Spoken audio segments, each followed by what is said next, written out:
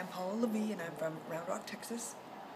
I was diagnosed with multiple sclerosis in 1991. For the next several years, I lost my sight 5 or 6 times. I was in a wheelchair for 14 days. I had to pull myself out of it. I was in the hospital every 3 to 4 months getting infusions of steroids because they didn't know what else to do. I ended up had 15 prescriptions. 10 of them I took every day. 5 I took as needed. Migraine pills and sleeping pills and pain pills and then pills for the pills. I really don't know what they were all for. But it was 15 prescriptions. In 1996, I lost about 100 pounds, and in 1998, I quit smoking. It's probably no coincidence that in 1998, the disease went quiet. It wasn't active anymore, but I was still on all the medication. Fast forward to 2008, I'm living in Round Rock. I get bit by a brown recluse spider, and I get a MRSA infection inside the brown recluse spider bite, and I have MS, which is disease of the immune system, and you have an overactive immune system. So I was just having a very bad day in May. It was just a very bad day. I was training to run a marathon, and I could barely walk. My neighbor, Rick and Paige came home from work, and she was turning into her driveway, and she saw me walking down the road with the help of my mom, barely able to walk. And she and Rick came over and gave me their phone numbers, and they brought me some water and a magnet. And it was great. It closed the door. Mom says, magnets, and I said, I'm 44, I'm not 4, I will do what I want, but I drank the water. They brought me 2 gallons. One had been optimized and one had not. I drank the whole gallon of water without even realizing that I was drinking that much water because it just tasted so good, and I was like, that's what my body needed. I was with a MRSA infection, you're on a plethora of antibiotics. They have to kind of bombard you because it's resistant to all the antibiotics, and it's very, very dangerous. Mine never got into my bloodstream. It stayed in the tissue. So I had to go back to the hospital and have it lanced, my leg lanced over and over again. They brought me a sleep system because they wanted to help me. They weren't trying to recruit me in any way. That was 2008. My leg healed. I put the magnet on it when the wound closed. 2 weeks later, all the stuff came out of my leg, and the doctors were surprised because it should have all been out by now. But the magnet pulled all the rest of the gunk out of my leg. I joined. I got a sleep system, and I started my wellness home. After 9 months of sleeping on the sleep system and drinking the water and only doing that, with the help of my neurologist, he helped me get off of some of the medications, and he said, I'll help you get off the medications, but you can't add new stuff from this company you found until we get you off, because you can't be adding things while I'm taking things away. So I agreed, and after 9 months, I was completely off 7 medications, so I was down to 8. So I was like, okay, and down to 8. So the next 12 to 15 months was difficult because I would get off. They would have to reduce the dosages, and it would get to a point where I was not doing well, and then it would go back up, and we had to taper me off several times like that, up and down, up and down. But as of today, what is today? April 20th, 2013. I'm off 14 medications. I have one that I still take. It's a once-a-week shot, and I take that because they've done some studies of people on it 10 years or more have a 10 years or less have a double-digit relapse rate. People on it 15 years or more have a single-digit relapse rate. I'm at 13 and a half years. I'm on the downside, so I'm just going to keep doing it for another couple of years and see what happens. But I now have a wellness home. My business is growing. People look at me. You look at pictures of me, and I'm actually present in the moment. I'm not tied to a medication schedule. The medications that I had were so powerful that if I took them too close together, one of the side effects was respiratory arrest. That cannot be good for you.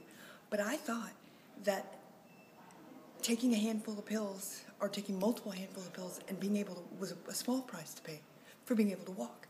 When I found out I could walk and I didn't have to pay any price, I could actually help myself and do it myself, and I could help my body, I was like, where's the highest mountain in a megaphone?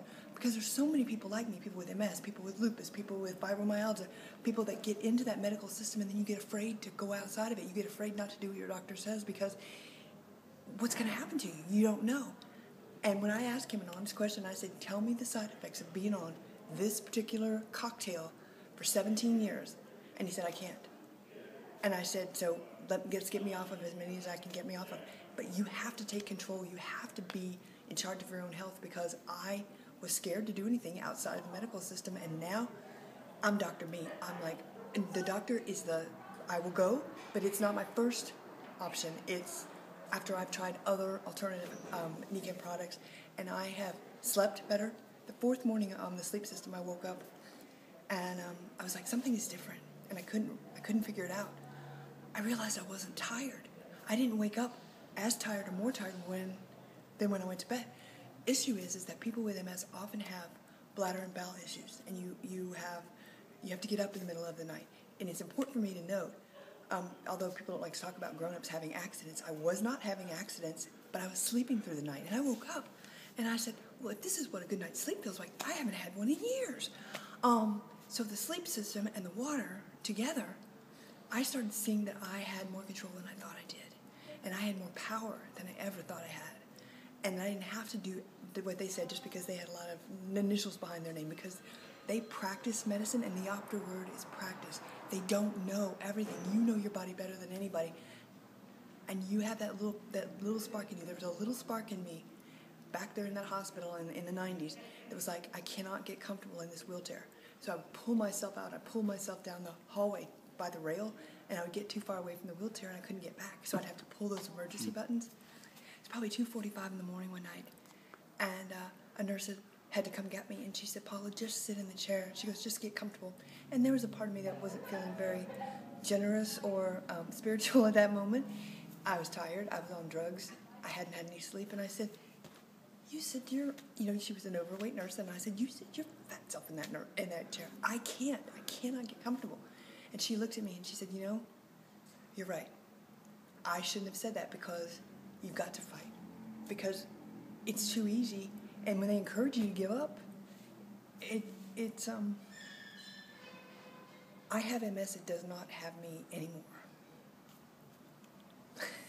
And you got your heels on. I got my heels on. I do. I made a promise that once I got out of the wheelchair, I love wearing heels. And so I wear 3-inch heels every day, and I'm 5'10". So with them on, I'm close to 6'2". But you know what? I may not tomorrow, but today I can. So my doctor told me now that half of my exam is how high my heels are and whether the toes are scuffed. The other thing, Dave, I don't think I've ever shared with anybody, you may want to edit this, is I went to a preview with Rick and Paige, a product preview at the time, and I saw the water, and we were coming home, and we lived next door to each other, so I just was walking 10 feet. It was a big commute there. And I was walking 10 feet, and Rick said, okay, and I said, I want to get that water, and I said, I don't know what else you do. I wasn't really sure. I thought it was one of those things, and I wasn't really sure, but I had a real job. I was a director. I was making 6 figures. I was like, and they live on this side of me when you're facing my house. I was like, I don't know what that is, but I want that water. That's what I wanted. And he said, well, if you're going to get it, you might as well get paid for it. And I was like, oh, I don't think I want to do this. This is scaring me. And so I went home, and I went to sleep. I was divorced 2005. Everything I had built, I had cut in half. And I was like, okay, and I laid down, and I said, okay, God, well, universe, God. I said, is this something I should do? It feels really good, and it's something I should do. So I had a dream. And I had a dream of, it was beautiful. It was a big white bathroom full of porcelain and marble. It was all white. And it was as big as my house. This bathroom was huge. And then you had these windows, and it opened up, and if you looked outside in the yard, do you remember that screensaver that was like pipes, and pipes would build? Do you remember that?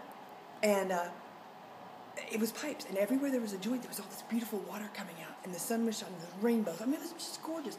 Then I heard Rick's voice in the background, and Paige's voice.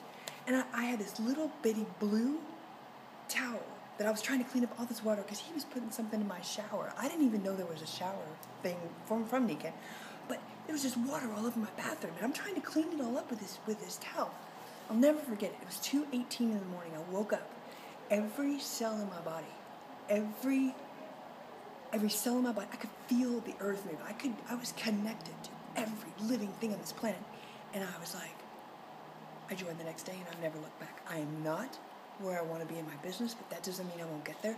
I have never forgotten that feeling at 2:18 in the morning going, This is what I was born to do. Let's do it. Okay, let's do it.